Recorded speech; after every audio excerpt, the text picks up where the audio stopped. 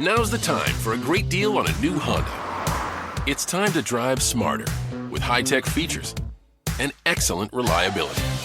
Check out the Honda Civic, Accord, or HR-V. For a limited time, well-qualified buyers can get a 4.99% APR on a 2025 Civic or a 3.99% APR on a 2025 Accord or HR-V.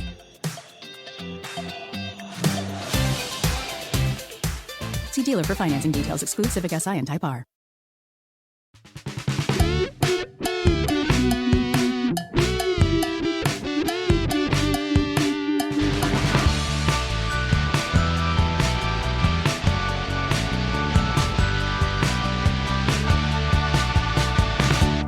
Hail cheaters! Welcome to the Always Cheating Podcast. It is the we're kind of in between, the interlull, as they like to call it. I think Arsblog is where I first heard interlull. I like that. I've never heard that before. Interlull. Yeah, interlull. So we're in the interlull phase, and it turns out it's an extended interlull.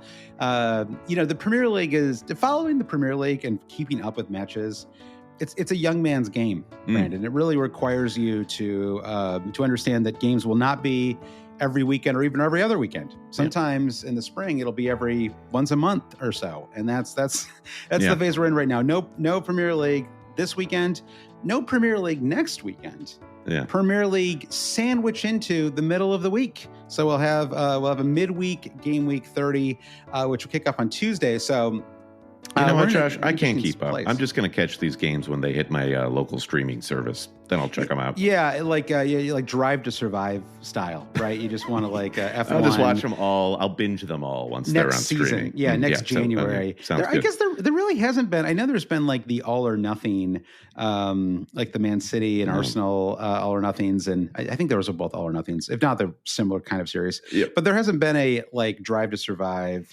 Even tennis had one. Golf has one. I'm sure. I don't know if there's something different about F1 where it's easy to follow all of the teams at once and they're all in the same location at any given moment, and it's harder with Premier League clubs. I don't know that, because I don't know if you've ever seen Drive to Survive, but they go to the auto, the manufacturing places, and I feel like they're not just at the sites, and that's even worse in some ways because you got to go all over the world, right? Sure. So I don't think that's an excuse. Very, very not cheap places to go to as well. Yeah, and the thing that I find impressive about Drive to Survive, I'm actually thinking about getting back into the show because I watched a season of it and really liked it. And then I had this moment where I was like, well, I don't really want to watch if it's just Max Verstappen winning every single year. That doesn't seem super. But I think what they do that's good in the show, and I think what actually helped the Premier League is, or be good for the Premier League, is they focus on. There's the manufacturers, right? Sort of focus, it's can McLaren, which is the big story this year is McLaren's got this big comeback, right? Where they're suddenly the new Red Bull, where they have the best cars. And they sort of focus on, and the struggling Haas, these little companies that might be able to, I want the behind the scenes story of all the lunch ladies at Manchester United who are losing their jobs right honestly, now. That's what I'm talking about, right? Do a Man United lunch lady story. It's always tricky because these are also PR for the company. It's they have to do this dual thing of, it's not exactly, you get all access because you're not going to say bad things, right? So it is a little tricky, but I also think bad actors, you can't hide your bad personality, right? It's even if you don't have the rosiest, if you just got a stink, that's going to show up on these. So anyway, so that's where we are. We've got so we're into the international break. We've got FA Cup next weekend. So we don't really want to do an FA Cup, a game week 30 preview, because I think for a lot of people out there, you're thinking about wild card, planning for game week, planning for some of the double game weeks that are coming up. There is double game week 32, which we know about, right? Which is the Palace and Newcastle double. And so, but even that one is a little tricky because we're still waiting for confirmation that Mateta's okay. Yep. Right. Just a couple of things that are still, he should be okay, but a couple of things that are still up in the air. And then after the FA Cup, we'll have a sense of who's blanking and who's doubling down the stretch. And so, and that we'll know that by next Sunday's Sunday evening's pod. And so there's a lot of information that we'll have that will make it easier for us to think about Game Week 30, because you should really never plan for just one game week anyway, right? Especially down the stretch here with just a handful of weeks to go. Yeah, and anyone who's hung on to their second half wild card, anyone who's thinking about when is the best moment to bench boost, et cetera, these are all questions, as you say, Josh, are better answered once we have those FA Cup results. So we'll be back on next Sunday to give you all that information. In the meantime, we're still doing fantasy. But you and I were texting today, and we were sort of like, well, what would actually be fun for us to do? What would be fun for people to listen to? And we decided, you decided actually, came up with this idea. For those who don't know, some people have asked this before, and usually the way that these episodes work is that I am the one who sort of puts together the running order, and if there's like a theme, like, you know, Kings of the Game Week or whatever, that's sort of my responsibility leading up to the podcast. And then sort of doing kind of social media. That used to be a bigger part of the job. Social media is so fractured now. It's less really is. valuable. I mean, it's still valuable, but it's like a full-time kind of thing, which, you know, I don't know. Anyway, and your job is typically to, you know, actually take the raw file, right, and produce it and turn that into a pod, like something that's listenable and podcast, and clean up the audio, add the ads and the various. You used to do more ums and ah cutting. You don't do so much of that anymore. Do we even do them anymore? Well, I guess there was a moment where we tried to sort of portray ourselves as more professional, and ums and ahs are unprofessional. So I try to cut them out. And then as we like slowly, steadily pivoted toward, wow, this is a lot of work. It takes a lot of time. We just need to rip these podcasts off as clean as possible from the get-go. Because, you know, heavy editing is really labor intensive. I do have a lot of respect for people who do that. So we just kind of accept ourselves for who we are. Yeah, I think moving to YouTube made a difference too. I think when you and I used to do this pod as a straight pod, no video at all, I feel like we used to stop and start a lot more. Right. Yeah. Like there's a kind of so for anybody out there who is considering creating their own content and was debating whether to do audio, video, or both. I think the video does sort of keep you on your toes a little bit, right? Even if you're not planning to build up a huge, it keeps you honest audience. Because there's no really going back. In the olden times, when we would make a mistake, we would stop, we would do a retake. Sometimes like 15 minutes in, right? And then it was hard for us to get like our sort of momentum back. Yeah. But when you're kind of beholden to the live YouTube video, you make a mistake, you either just roll with it or you just correct yourself live in the stream, and people get that. I think that's just honest. Yeah, I think it's honest as well. And so I think anyway, this is a very, very long preamble. We're about 10 minutes into the pod. I've got to get just on that. This really hits the sweet spot for me. Greg Pearl in the YouTube chat says the Michael Barbaro daily changed the game too. So shout out to Michael Barbaro, who is making speaking really slowly and dully. I like the daily. I've been struggling to listen to the daily recently because it is a flood pretty of dim, not dim, grim, but grim. Yeah, dim. Not dim, but grim. But maybe dim prospects for our future as a country, possibly. That's right. So anyway, we have a game for this week, which that was the preamble, is that you came up with this idea, which I think is a fun one, which is that you and I are going to go through all 20 teams. We're each going to pick a player from each team. Right. That's going to be our player from game weeks 30 to 38. So down the stretch here. We're each going to pick one from each team, which I think works better because then you sort of get around the double game week strategy part of it. Right. Yeah. Like for alternating, it could be a little tricky there. And then we're going to add it up. And at the end of the season, one of us will win. One of us will. What should the prize be? Should it be cash? Should it be some kind of back rub, back massage? Back massage. I mean, I don't think this is gambling exactly because we're not really we're not creating a mini league that's like a cash league or anything like that. So I say that. How about this? How about a bottle of whiskey? We have to the winner. I like it. Yeah. The winner buys the other a bottle of whiskey. Now you are coming into New York for game week 38, so it may be a bottle that we drink together in person.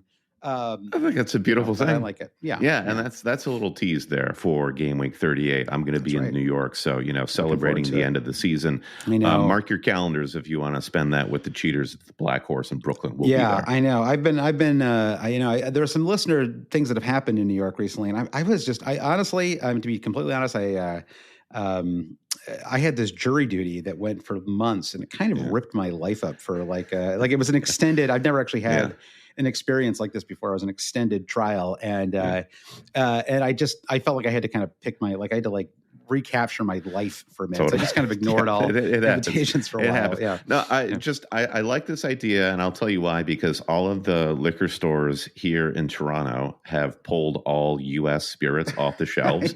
So I need a bottle of bourbon. Yeah. And I'll see if I can smuggle it through customs. Yeah, if I'm fortunate credit to them. Yeah. I mean, I have to assume that most Canadians do not think that the majority of Americans are thirsting for a war with Canada. That is no. It's a little. I think the vibe around here is kind of like, why is Big Brother doing this to us? This is mean. Yes, yeah. It was kind of the vibe. Yeah. You don't want to know what it means. It's not good for people who live in this country either. All right, we're dancing a little close to being a political pop, which we try to avoid. So you can get that. You can get that literally everywhere else on the planet right now. So. Let's jump into it though, Brandon. I have a coin here. Okay. Yeah. I will note that it is a marked coin. That's unintentional, but I like with blood. It appears.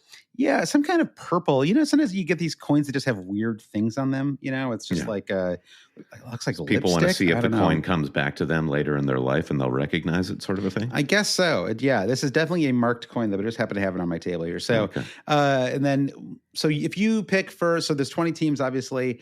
If you pick, and we'll just use the standard FPL scoring, right? I think that's the easiest way to do this. Yes. So, and I'll even share.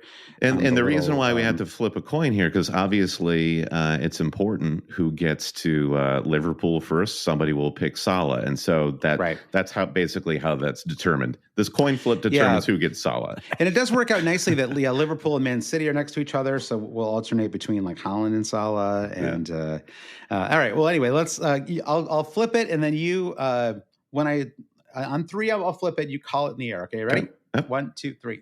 Tails. It is tails. Boom. There you go. I don't know if that helps you or not. I haven't done the number math here. I haven't either. I did not pre-strategize for this. We'll see. But we're going in alpha order. So Man City follows Liverpool. So it's basically one of us is getting Salah and the other is getting Haaland. Yeah, so it worked out okay in that sense. Right. All right. So we're kicking things off here, though, Brandon. You go first. And we're kicking things off with the first club, Arsenal. Their stretch, their kind of run of fixtures at the end of the season, I would say it's they don't have any doubles, I don't think, right? They're out of all the cups. That's and everything. Right. So it's just pretty straightforward. I would say defensively, the run is not bad. Brentford at home, Palace at home, Bournemouth at home. I mean, I don't know. Bournemouth have come back to earth a little bit, I'd say, the last month or so. Everton away. I mean, so I think they're in a pretty good spot. I mean, it seems like whatever kind of defensive issues they were having for a while, it does seem like they've maybe been, fixed a little bit, addressed, certainly. Yes, the gamble that one could take in this pick-a-player game is, Saka is reportedly back on the grass training with the first team. Right. How much of a factor will he play down the stretch? But I'm with you. My impulse is, and when I was sort of thinking of this game, I was like, should we make this even more complicated and actually have to pick X number of defenders, midfielders, and forwards? No, we can have all forwards if we want. The one caveat is once we get to the end to round out our squads with within 11 players, we can now pick a goalkeeper from any team. Okay. So this could be an opportunity for somebody to double up on Arsenal defense with Raya in goal. So I'm going to just go with the obvious pick here. Is there an obvious pick with Arsenal? It's kind of tricky, actually. Yeah, okay. So I guess if you're feeling a little sort of Timber is not really a maverick pick in this context because he has been outscoring Gabriel in recent weeks. And you know what? Screw it. I'm going Timber. Okay. I like you said obvious. You said obvious pick, and it was so clear right away that you had no clear pick in mind. Well, no, I feel like Gabriel is the obvious move here. Yeah. Right. I suppose it would be Saka if he's healthy. I mean, I was trying to do some injury updates for this pod, but again, it's really tricky being a week into the international break because we still don't really know about a handful of players. Cole Palmer and Watkins, even Anthony Robinson's been flagged. So there's quite a number of. But this late in the season, you don't really know if you're getting. I'm not sure what the deal is with Robinson, right? He missed the game against Panama for the U.S. this week. Of course, our friend Dave Newell shows up in the YouTube chat and does say Arsenal will double if Palace go through and beat Fulham. Right. Okay, that's weekend. True. It gets complicated. Well, this is why you and I both get to pick from all of these teams so that we don't have to try to map this out too much. All right. So are you going to type? I'll type while you talk about your pick. Yeah, and then we'll have to think about how we want to do the numbers here. Actually, it wouldn't be that hard. I guess you could just go column like game week 30, game week 31. Yeah, we'll build out the spreadsheet there. Yeah, I think that'll work. Yeah. All right. It's hard for me to go with any of the attacking options. There's just not a lot of excitement there. I mean, it's basically Odegaard versus Gabriel for me. And I suppose you get the Raya in there too, but I'm going to go. I would like to be like diversified with. Ooh, look at this font you've chosen. I put a lot of thought into my Google. I love spreadsheets. What is that? Comic Sans? I like it. It's permanent marker is what this font is called. Permanent marker. Okay, I'll go with Gabriel, or Brazil's Gabriel. They're both Brazilian Gabriels, but we Gabriel know who it is. Magalhães. All right. Yeah. Okay. So on to Aston Villa. Now you get to pick first. Yeah, slightly tricky because he is flagged at the moment with a knee injury. But I'm going to, and they have the Champions League as well. So I could miss out on some returns here. But I have been so frustrated by Morgan Rogers and his kind of inconsistent returns that I'm still going to go with Mr. Ollie Watkins as my pick here for Aston Villa. Okay. Interesting. You would have gone different. You would have gone Konsa there. Well, no, I'm done with defense. I think I only have Timber will be my only defender. Villa have a lot of interesting guys if you're looking at a wild card in the next couple of weeks because I could see Rashford suddenly exploding. Marco Asensio is a guy who we've talked about a lot, and he's just like really returning and outshining Morgan Rogers right now as far as a fantasy asset is concerned. I'm tempted to go Asensio here, though I feel like Rashford is kind of he feels like a little bit more of the fantasy pick, but nonetheless, I'm just going to put my money where my mouth is here and pick Asensio. Oh, I like that. Yeah, I think that's a fun pick. It'll be interesting to see whether he gets more minutes in the Champions League than the Premier League or vice versa. He hasn't been starting every single fixture, but it seems like every time he plays, he does something. So how long can that last for? How long can he be anything but a full-time, player? Yeah. Okay. So Bournemouth, my pick. I mean, Kluivert is really the main man. I'm not going to dwell on this too much. And it's like Who Wants to Be a Millionaire? You're like encouraged to talk through your answer to make it more compelling television. Like better, exactly. It's better content if you talk it through a little bit. The idea is clear here. The man's on penalties, and he's just leading the team pretty consistently and chances created. And I like it, but it still leaves lots of good picks for you with Bournemouth. Josh, you feeling attack here? It does. I think Semenyo, Evan Nilsson, and then maybe Kirkes, I guess would be the three. Let me take a look at their upcoming fixtures. See, this is what you were supposed to do, Brandon. So we've got the Ipswich at home in 30. Fantastic. West Ham away, Fulham at home, Palace away, Banyan at home. No, a tricky end run with Arsenal away, Man City away, Villa, Leicester. Okay, I'm going to go with Evan Nilsson. That's my pick. I was debating Evan Nilsson, Semenyo, or Kirkes, but I think Evan Nilsson is the more fun player of that bunch. Wow, typing these names in is really testing how can I actually spell their names correctly? Yeah, I know. That's like it was like you're a big Premier League nut when you can I learned how to spell Aubameyang without ever hesitating after a while. For for sure. I think I got it right. You got to get the U's in the right place. That was really, exactly. Right. Same with Kluivert, really. Yeah. Kluivert is, once you get it in your head, that never leaves. Evan Nielsen, I don't know how long that's going to stick, but Brentford, over to you, Josh. No, I mean, this one's, I'm sorry to be so boring, but I'll just go with Mboma, and I won't even really belabor this one too much. I think that he is the premier pick for Brentford. I actually think the second pick in this case is the more interesting pick. Who is the second best fantasy asset on Brentford? Yeah, so I agree. I think this is why this game is kind of interesting, is once you take the obvious pick off the table. Yeah. Once backed into a corner, who are we going to pick? Yeah. I've liked owning Wissa for the last month plus. Have you? I feel like you've complained about it a lot, actually. Yeah, I guess sure. it's worked out for you, though. Yeah. It's week to week. It's either high or low with Wissa. Yeah. And what a horrible run for them coming up. Newcastle, Chelsea, Arsenal, Brighton, Forest. The next 5. The best fixture in their next 6 is Man United. Isn't the guy who's actually apart from Mboma and Wissa who's done anything is Christian Norgard? Is he really like the secret pick? No, I mean it's so like varied. I feel like Kevin Schadenfreude. I feel like he would be the one that has like the most kind of upside, right? It's he's been starting pretty consistently of late. He's sort of I don't know, like. I mean, on the season, he's still actually better than I thought. 7 goals and 4 assists in the season, so that's pretty good. He's kind of a fun player too. Yeah, we are welcome to pick managers here too, even though you and I both played our assistant manager chip.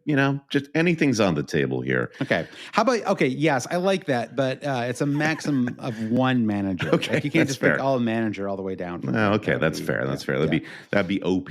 Wouldn't it? Yeah. Okay. I'm going Wissa. Okay. Enough of this beating around the bush. Thomas Frank wouldn't have been a bad pick, I suppose. Not at all. But yeah, it's a okay. Yeah, Wissa makes sense. Is it Wissa or Vissa? I always say Vissa like the kind of German. It sounds German to me. Yeah. Something tells me that Wissa isn't German. Is kind of like why I lean Wissa. Yeah, that's fair. It's I don't know. Yeah, let's see. Let me just quickly see if I can go. How to pronounce? Yeah, let's get the facts here. Let's get it right. Okay, hold on. Let's see if this website will tell me. It just. Oh, good. There's a YouTube ad that just popped up here before this. Here we go. Yeah. Johan Wissa. Okay. Wissa. All right. So you're okay. All right. Both wrong. Yeah. All right. Well, you know what? I'm not always right. I'm usually right, but not always. Okay. So, close but no cigar, Joshua. Yeah, exactly. So Brentford, we're going, I think, pretty obvious. Let's just do a quick little recap to reset before we get to Brighton. Whose team do you like more through 4 picks? Yeah, Josh has Gabriel, Watkins, Evan Nielsen, and Mboma. Pretty strong. Yeah. I've got Timber, Asensio, Clivert, and Wissa. And I feel like I prefer my team, honestly. So far. Yeah, we'll see how so far. That's true. So I'm first to pick with Brighton. Let's see if I can gain an edge here. Another tricky one. Yeah. Joe Pedro, he's just kind of like squeaked by a pretty good season, even though everyone kind of hates him for being a troll. He's very much a fantasy troll. That's true. He's a real like two true out. He's like a home run hitter. Yeah. He's like one of those like baseball hitters that like has like a 200 batting average, and basically he has 4 strikeouts for every 1 home run, and those are like the only 2 things that he ever does, right? So I feel like that's kind of João Pedro. It's like you're getting 9 points or 1 point from him. It's really not one. Like look at his last. Let's see, the last 7 weeks for him. 1 point, 9 points, 8 points, 12 points, 1 point, 1 point, 1 point. Right. Mm-hmm. So you're either getting a goal, sometimes a goal and an assist, or 1 point. That is the sum total.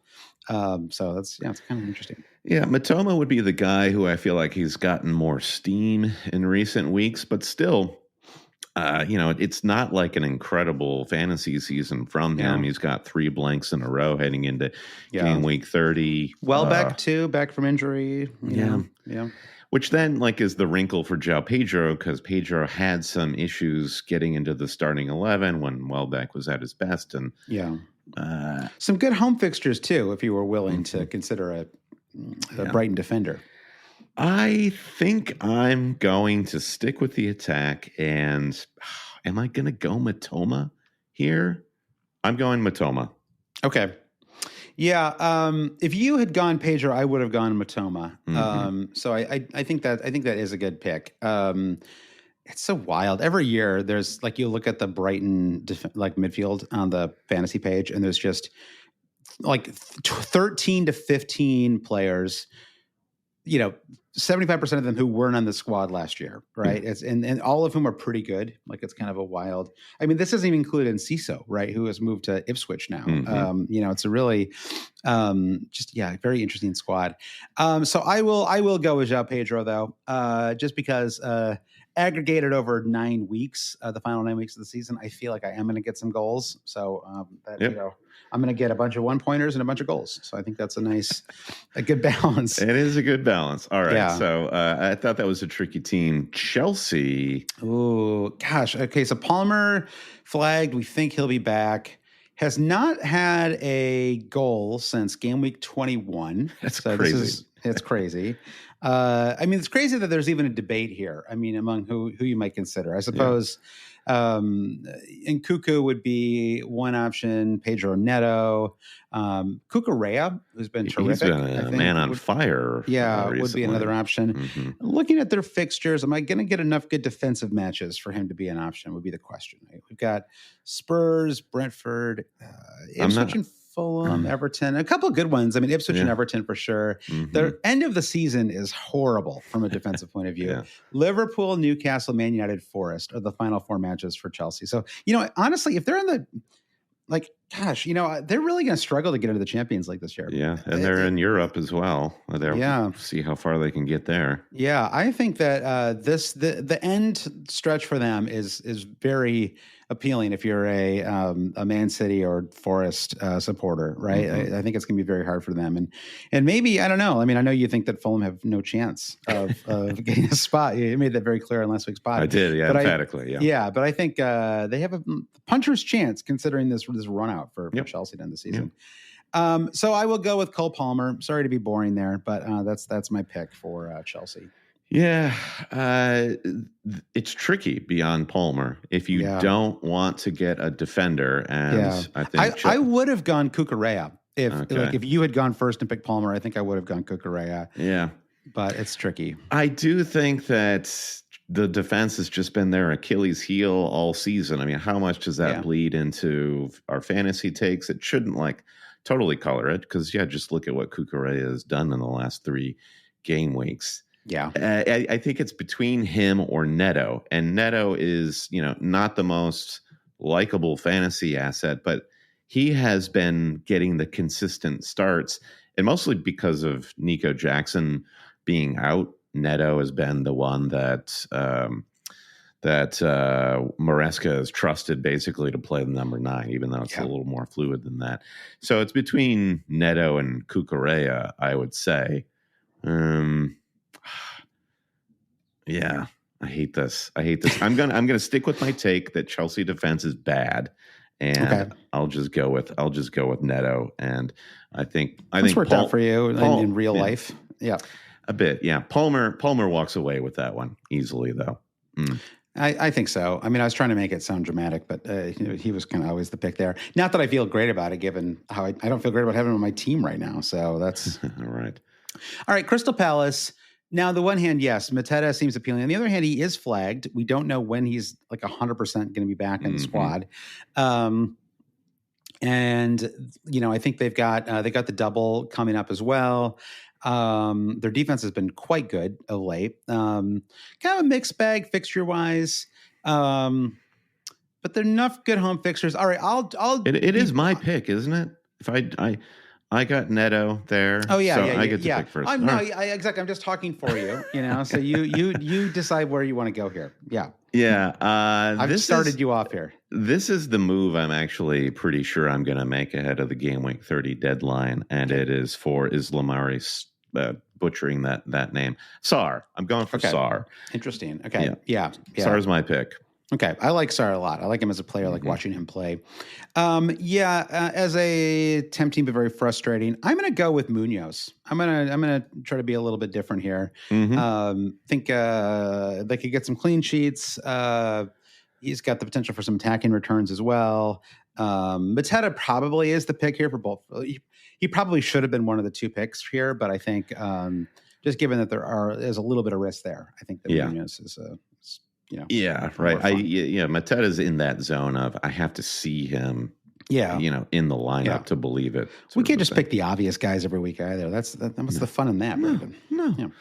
All right, which brings us to Everton, and the party continues under Moyes there. You've got to like what you see from your toffee boys. Genuinely horrific next 5 matches. Every single fixture is bad. Liverpool, Arsenal, Forest, Man City, Chelsea. That is their next 5 matches. That is about as bad a 5-match run. I mean, granted, like they didn't know that Forest would be so good, I suppose, when they put the schedule together. But man, that is an incredible 5-match run. I mean, it's lucky that they're basically no doubt now that they're going to stay up. So because of that, my preference would have been to go with a defender, but I just don't see a lot of appeal given that run. So I am going to go with Beto as my Everton pick. Beto. I kind of wanted Beto mostly so I could have Neto and Beto, and I just think been cool. A great buddy cop sort of a show. Yep. I can't even picture in my mind who else is even remotely involved with the attack. Do they even have a 10? Doucouré? No, not because with McNeil out, they really don't, right? Yeah. So it's Ghana. Jack Harrison. I could go with our NYFC buddy, Jack Harrison. Is he even starting though? I guess he has been starting. Actually, yeah. He has. I guess you just mentioned his name, and he's. I have not loved watching him because I just feel like he's been blowing so many chances recently. But he has proved to be a big time guy for Everton from time to time. I'll go to Doucouré here. Yeah, because we saw him score a goal in person, right, at Selhurst Park, and that's that always counts for something. I do have a special a soft spot for any player who did anything cool, like Eden Hazard. Whenever I think of him in my head, I do think of him coming on as a sub that Chelsea match that we watched, the Europa League match against Vitesse. That was actually the first match in a Premier League stadium you and I went to. That's right. And he didn't, so he didn't start, but then he came on, and it was in a run of especially good form for Hazard, and so for him, he was shorter than I was expecting, and he was just bossing the pitch though when he came on. This podcast is brought to you by Squarespace. Squarespace is the all-in-one website platform designed to help you stand out and succeed online. Whether you're just starting out or you're scaling your business, Squarespace gives you everything you need to claim your domain, showcase your offerings with a professional website, grow your brand, and get paid all in one place. With Squarespace's collection of cutting-edge design tools, anyone can build a custom online presence that perfectly fits their design or their business. Start with Blueprint AI. That's Squarespace's AI-enhanced website builder to get a fully custom website with just a few steps. From there, get discovered fast with integrated Squarespace SEO tools. Every website is optimized to be indexed with meta descriptions, an auto-generated sitemap, and more, so you show up more often on search engines and bring in more of your ideal customers. Head to squarespace.com/BlueWire to save 10% off your first purchase of a website or domain using the code BlueWire. That's squarespace.com/BlueWire to save 10% off your first purchase. Now's the time for a great deal on a new Honda. It's time to drive smarter with high-tech features and excellent reliability. Check out the Honda Civic, Accord, or HR-V. For a limited time, well-qualified buyers can get a 4.99% APR on a 2025 Civic or a 3.99% APR on a 2025 Accord or HR-V.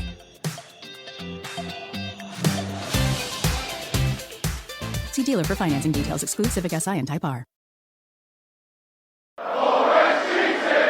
All right, Fulham is up next. I'll take the pick here, and God, the fixtures are really bad for Fulham as well. The next 4: Arsenal away, Liverpool at the Cottage, Bournemouth, and Chelsea until things get a little forgiving with Southampton in game week 34.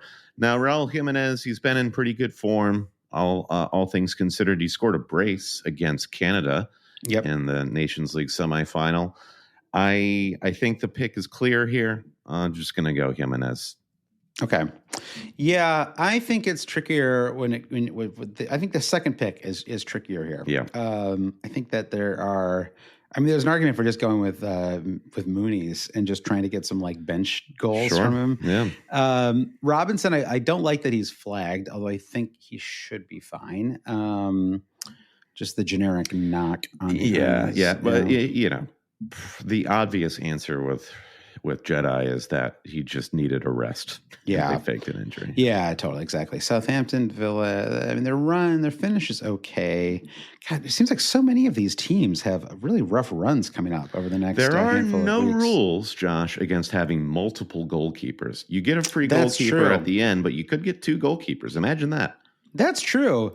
There also, this could be my manager pick. I could possibly go with Silva here as well. See if he can get some unexpected. The problem is their table position now is high enough that that's less appealing, I would say.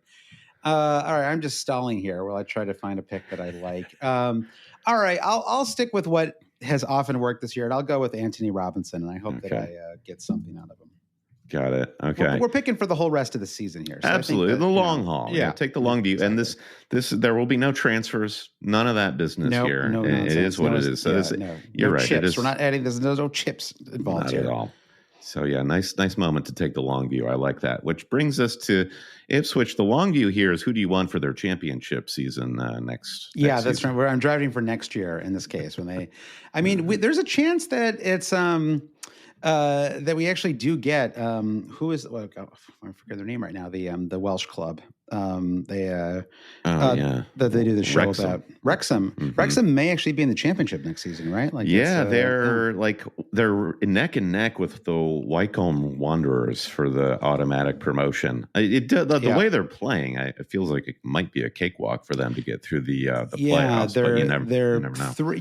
It's a little tricky because it looks like there's been rescheduled fixtures. They are 3 clear of Wycombe, but with Wycombe have a game in hand and well behind Birmingham. Tom Brady's interesting thing about Birmingham, right? The very first year you and I did a pod, Birmingham was in their final year in the Premier League, and they went down. We have not seen them since. So goodbye. So that will be fun though. I mean, just imagine if Wrexham actually made the Premier League. That would be improbable to say the least. I guess maybe going back to your whole F1 show, Drive to Survive, is Welcome to Wrexham the Drives to Survive for? It's about as close as kind of. I think so. It's it has actual star actors in it too. Brian Clark in the chat, he hates what he's hearing. Wickham. Yeah. Wickham. Oh, whatever. Neither of us got it. You can't pronounce anything. Yeah, we're not pedants on this podcast, Brian. No, we appreciate you all. It's good to know. Yeah, it's good to know the right way to pronounce it. I will not remember that, but it's good to get. Yeah, I get it. I mean, if people came to America and they were just mispronouncing all the cities, it'd be very hard for me not to tell them what the right way to say the city's name is, even though I know they would not remember. So Ipswich, I will go. Hutchinson would be fun. I really liked watching him play this year, but I'm going to go with Liam Delap. It'd be fun to root for him to get returns. We just haven't heard from Delap in a month's time, but it's been. I think they have been really tough fixtures for Ipswich in that time. So that's fair enough. I love the Delap pick. God, Delap, he's the only guy. He is the only guy. So he's, Hutchinson, he passes the eye test, but he's just got 3 goals and 2 assists. It's very light on the fantasy output here. Leif Davis, even he's suffered too. It's like, how many did he have? 50 assists in the championship last season? He has 2. I know. He was supposed to be the dude. It has not really worked out for him at all. All right. I mean, I guess I'm just going to play the odds here and go Hutchinson because he's the only guy who might do anything apart from Delap. Yeah, fun player to root for too. Yep. I like watching Hutchinson play. Okay, which brings us to Leicester City. God, we got two bangers in a row here. Yeah. I mean, Rough. This is a classic. Don't overthink it. In Jamie Vardy is the pick. I will go Vardy for all the obvious reasons. Though I've caught Leicester like full 90s the last couple of weeks, and Vardy's really quite off it. Can't remember who they were playing last game week, and he was like 1-on-1 on the keeper. It was against Onana. It was Manchester United. He could not bury it when you would Vardy he's 5 years ago. He's almost 50 years old. I mean, it's Right. it's what are you gonna? Yeah, he's a grandfather many times over. So I am gonna go Hermanson here. Fantastic. Yeah, I love it. just total. I actually sorted Leicester on the FPL website by form, and he has far and away the highest form by averaging 3 points per fixture. Sure. Which One penalty save will do that for you. Yeah, which destroys everybody else's 0, 1, and 2. I mean, literally the next best player by form is Sumare at 2 points. Sumare, who has no seriously, the second most form on the entire team is a guy who has 0 goals and 0 assists on the season. That is incredible. Wow. It's really bad at Leicester. Yeah, really bad. It's rough. Yeah. All right. The quicker we can move on, the better. That's true. We'll start saying now things things we'll get regret. interesting. Yeah. We're on to Liverpool. Yep. Okay. So is it? Oh, so it's my pick first this time, right? Yep. Yeah. All right. Mo Salah. I mean, let's the second pick again. The second pick will be more interesting than the third pick, right? Mo Salah's got to be the pick here. I mean, he's already the record setter for an entire season of fantasy. He's been, it's funny because I'm still sorted by form on the site right now, and his form is 11.7 points per fixture. So 27 goals, 17 assists.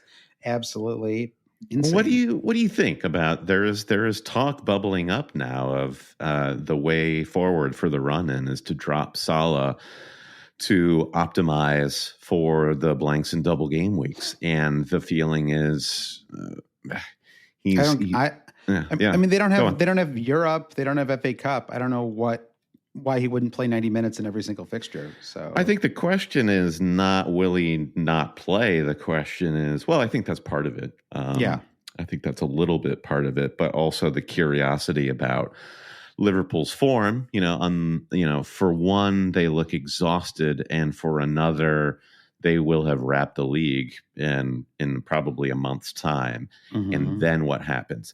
I, for the record, agree with you. I don't see his minutes diminishing. I don't see his desire to boost his stats diminishing. Yeah, that's his main motivator is trophies and stats. Give me Salah in 1 versus Eze in 2. Or whoever you want to get who plays twice, right? Yeah. I mean, to me, it's not. I mean, I can understand the debate, with Cole Palmer, with these other kind of players that have been really consistent. Obviously, you and I kind of got there ultimately with Haaland as well, right? Where he seemed undroppable for his first 2 years in the Premier League, but Salah, we're still waiting for him to have any kind of drop off, right? Yeah. So this is tough. The second pick is tough. Gakpo being back fit, makes me kind of interested in Gakpo. The obvious pick here would have been Alexander-Arnold, but he's not going to be back from his ankle injury. Hard to say. What about Virgil? Virgil, it's pronounced Virgil. For one, Josh. I know. See, I'm seeing it in the chat here. That was a joke. Yes, I know. Yes, yeah. But it is true. Look at the clean sheet shout for Liverpool in the upcoming run. Everton, I do think that should be as a historic derby as it is, Josh. It should be an easy win for Liverpool. I think just given where they are. I'm going Gakpo. You're really going through it. Yeah. I've looking at all of my picks, I'm clearly favoring. I don't have a single defender apart from Timber.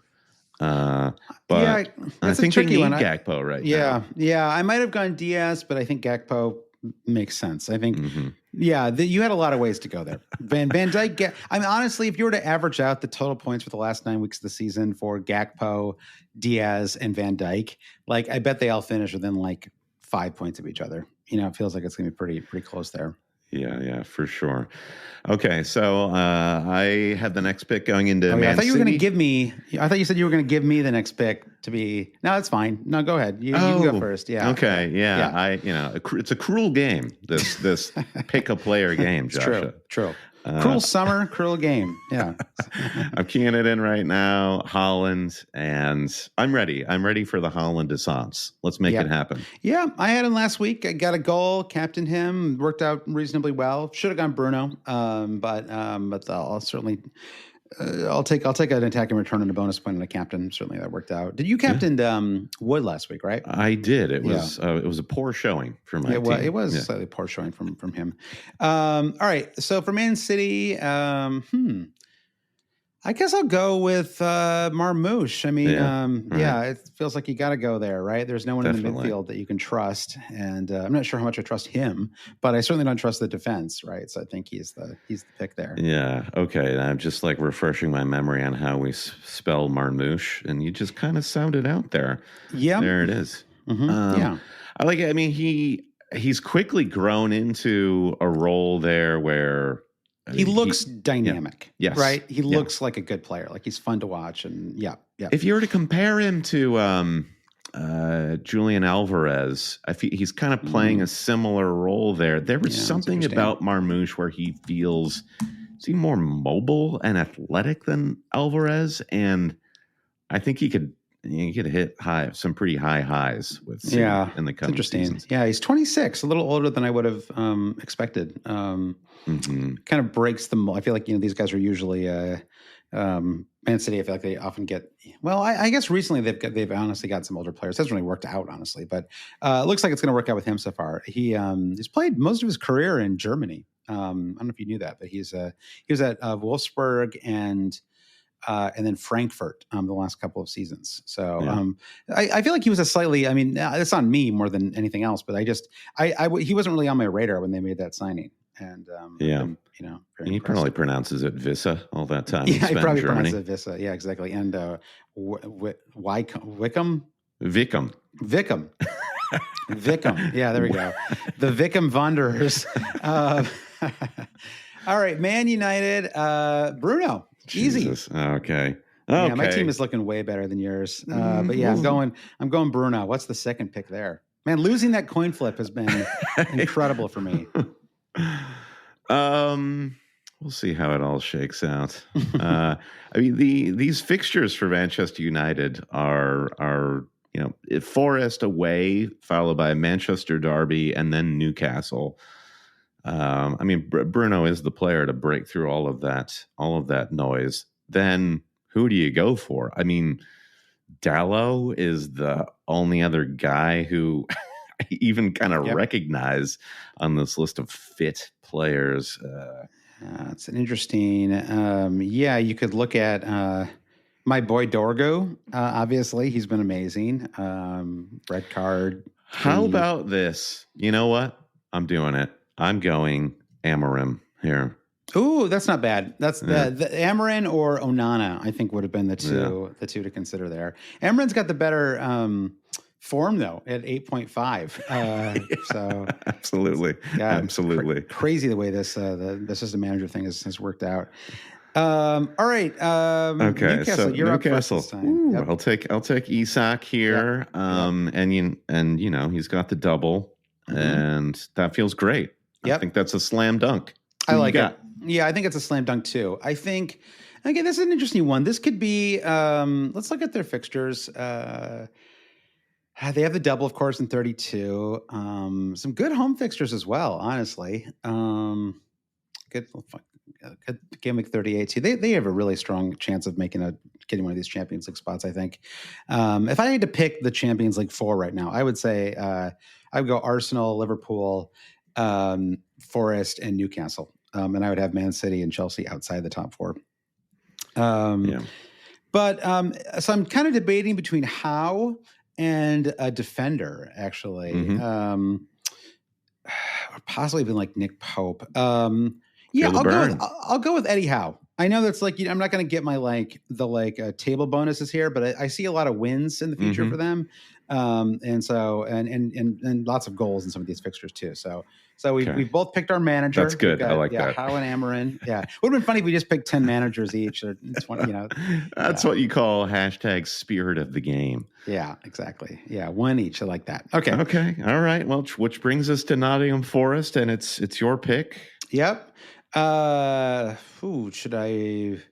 Well, okay. I mean, okay. Let's actually. I'm going to look by form right now because I'm probably going to go with Chris Wood, but just out of curiosity, who actually has the strongest form for this club? You got Sells at 3.8, Milinkovic 6.8. Of course, that's a little skewed because the goal and an assist last week. I mean, I don't know. Skewed. He did it right. He got the returns. So yes, you'll never take that away from him. Yeah, Alanga and Hudson-Odoi both at 6.0 for form, and Wood at 2.8.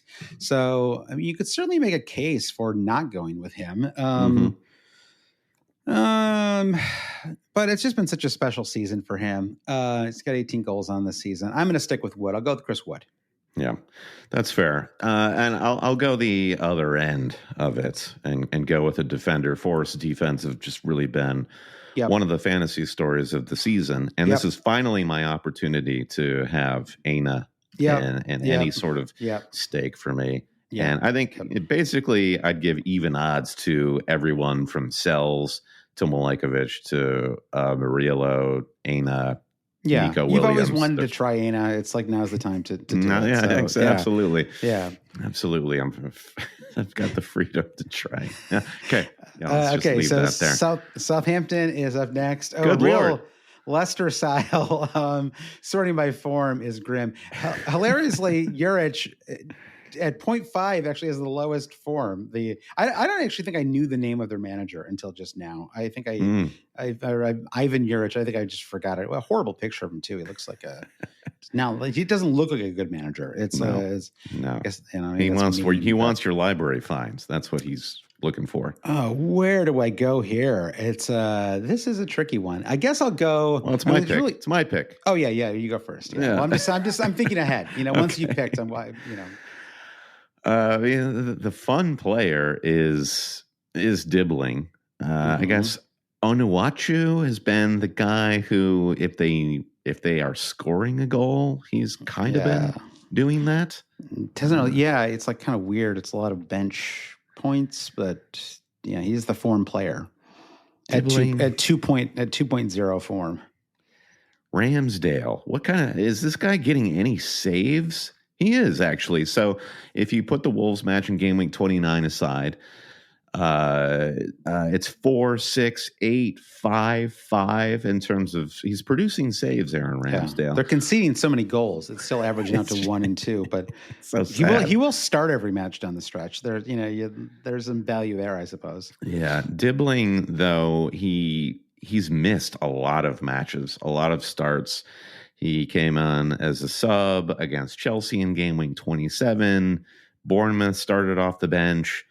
Minutes are not great. I mean, our friend FPL Yellow Army in the chat for Manchester United was like, "What about Garnacho for them?" And I've sort of guessed Dibbling and Garnacho on the same camp. I can't believe I'm spinning so much content out of Southampton. Yeah, I'm listening though. I'm listening, and I'm genuinely just trying to figure out who starts up front for them. Oh God. I'm just going to go Ramsdale here. I can't be bothered to think about this. Yeah, and I'll go with Onuachu. Just I've always liked Owatu the Watcher, from Marvel Comics, and so it seems like a nice tribute to get Onuachu. It's Onuachu. Brandon, you probably knew that already, but just reminding you. I'm typing his name a lot. In the social media feed when he scores the goal, it's all caps. Onuachu. With like 30 U's at the Private end. eyes are Onuachu. All right, let's go with Spurs then. I have the first pick here. Ooh, I mean, there's an interesting. There's no clear pick here. No. I mean, geez, look at Son. He barely even gets minutes anymore. It's so sad to watch a great player. He and KDB have both have unfortunately entered their retirement phase. Still can bang out a return here and there, but it feels like it's kind of over.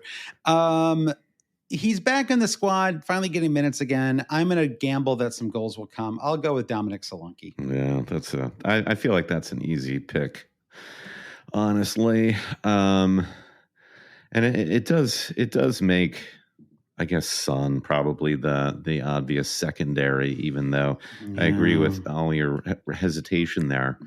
Brennan Johnson, maybe. Yeah, kind of same with Son though, kind of not getting full starts, and yeah.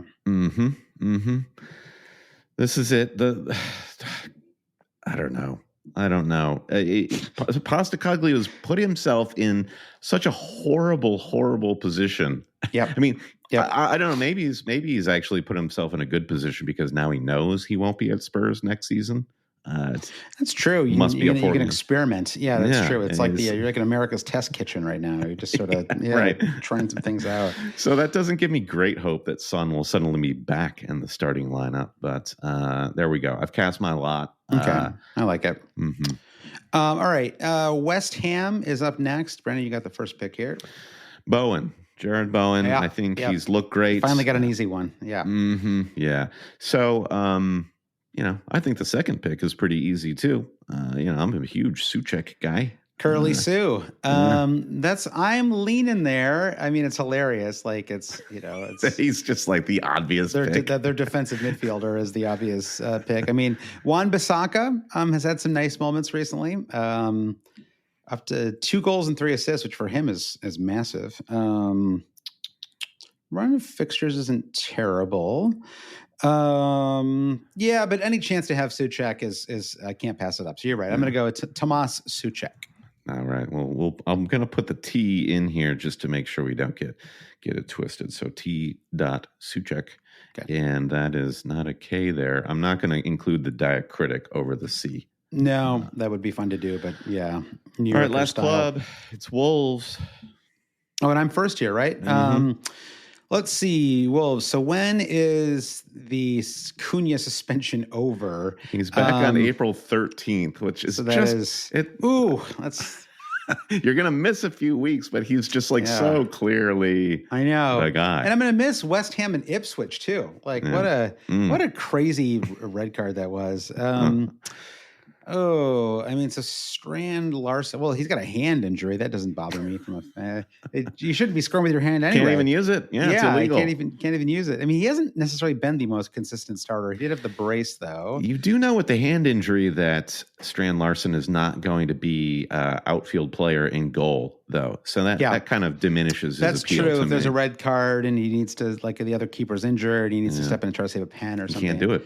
Yeah, Bellegarde is another contender. He's been in good form recently. I mean, he never really wows you, but I don't know. I actually thought he was pretty good in the Southampton match. There's the wow factor with Bellegarde. Yeah, not a lot of wow factor. Aiden Norrie, I guess, would be another way you could go. Let's see, some good home fixtures coming up, so that makes the defenders slightly more appealing. West Ham, Spurs. All right, what the heck? I'll go with Aiden Norrie as my pick. Okay. Some high upside. It's a low floor, high ceiling pick. Let's see. AIT. Like such an idiot. Yeah, AIT hyphen. And I got it. Yeah. All right, screw it. I'm going Cunha. I just think that missing those matches, he has the potential to make up for them. I think that's reasonable. I think if I had the second pick, I would have gone there too. Felt weird to do that with the first pick, but all right, we both. Let's see. Yeah, do we still need to? I think we can just scrap the goalkeeper. We both picked one. Yeah, so I think we both have a manager and a keeper in here actually. So a well-rounded 10-man squad. I like it. It's kind of a tribute to red cards everywhere. Yeah. So I'm going to go. I'm going to delete the keeper from this. So we'll try. Maybe we can later we can organize this into something more shareable. I mean, we could screenshot this, but we could organize it by position or something. But yeah, so my team, Brandon, and then you can do yours. Okay. I've got I don't want to take the time to sort this by position, but we can sort of think about it as we go. So Gabriel, Watkins, Evan Nilsson, Mbomo, João Pedro, Cole Palmer, Munoz, Beto, Robinson, DeLapp. Like, kind of funny how even having like the first or second pick from these teams is a lot of people that I just really wouldn't even want in my fantasy team. Hermanson, Sala, Marmouche, Bruno Fernandes, coached by Eddie Howe, Chris Wood, Onuachu, Solanke, Tomas Suchek, and Eight Nori. So I have, how many defenders do I have in the end? I've got one defender, two defenders, three defenders, four. So 4 defenders and a keeper. So more than I was expecting, really. Yeah. Same. Yeah. You basically got like a proper team. Yeah. Somebody should take these names and like put them into like a pitch view. I think that would be pretty funny. And with the manager, we almost have an 18-man squad for like, we're just one over. Yeah. Right. All right. My team then, it's a good looking squad. I like it. Here's Brandon's picks. We've got Jurian Timber, Marco Asensio, Kluivert, Vissa, Matoma, Neto, Sarr, Decore, Jimenez, Hutchinson, Vardy, Gakpo, Hollins, Amorim, and then on touchline, Isak, Aina, Ramsdale. Come on, Ramsdale. Rammers. Son Heung-min, Jared Bowen, and of course, on a red card suspension, it's Cunha. Yeah. I don't know why your team looks so much worse than mine. It feels. We'll see how it all shakes out at the end. You never know. By 30 points. Yeah, exactly.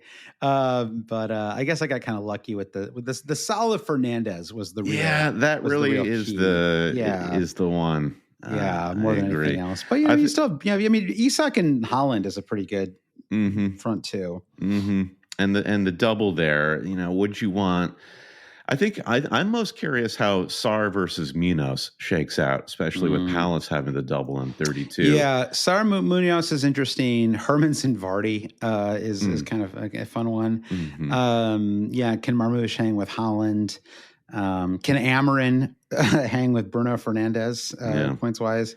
This was a fun game. It was fun to go through this and pick some teams. I feel like we kind of inadvertently did a little fantasy talk as we went here, Brandon. So, hopefully this has been a fun listen for everybody. Brendan, I just realized because we were doing this in a little slightly different way, I don't have our producers here. So I'm going to just quickly shout out everyone who supports the podcast on Patreon. Thank you so much to all of our Patreon supporters. If you want to support the podcast, you can go to patreon.com/alwayscheating. Get an extra podcast each week. And I did the pull producers. Oh, you got okay. Yeah, so go for it, Brian. What you think? Producer patrons. We like to shout them out every pod. Mike DePietro, Trevor Ingerson, Dave Wagner, Lodall, our buddy Chris Howell, Andy Penn, Nick Wright, Lazarus Llanos, Jesse Halstead, Brian Chin, Babas Kuhn, Blair Jacobson, Todd Byerly, Andy Portlock, Dan Parsons, Terrence O'Donnell, Kerry Swanson, Jefferson Turner, as he does it, Francis Moore, Sam Shower, Craig Jackson, Caleb Robbie, Brian Clark, Thomas Tislow, Fro Jacobson, Gareth H., Shalin F. Kadakia, Rishi Nigam, Noah and Louise, Travis Grant, Linus Fennerstrom, Matthew Skinner, Ben Coombs, Eric Kite, Rin Sandberg, the 3 Jims, James Murray Wood, James C., and James Holland, Scully, Craig at Total Mass Tutoring, and Francis Mann. All right. Okay. Thank you so much, everyone who supported the pod, or who's listening to this week, who supports the pod in general. If you are not able to support the podcast, if you want to just pop onto social media or not really social media, but like your podcast app of choice, and I think you can just do it within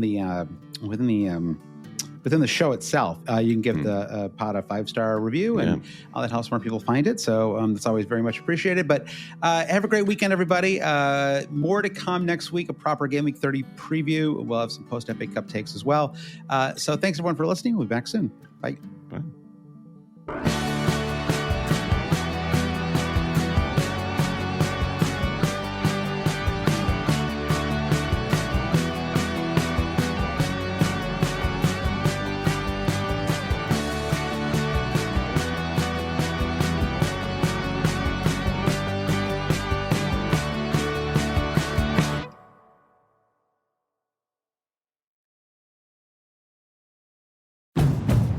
Now's the time for a great deal on a new Honda. It's time to drive smarter with high-tech features and excellent reliability.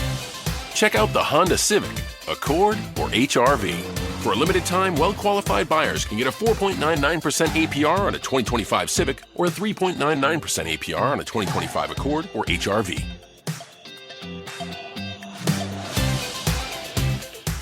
See dealer for financing details. Exclude Civic SI and Type R.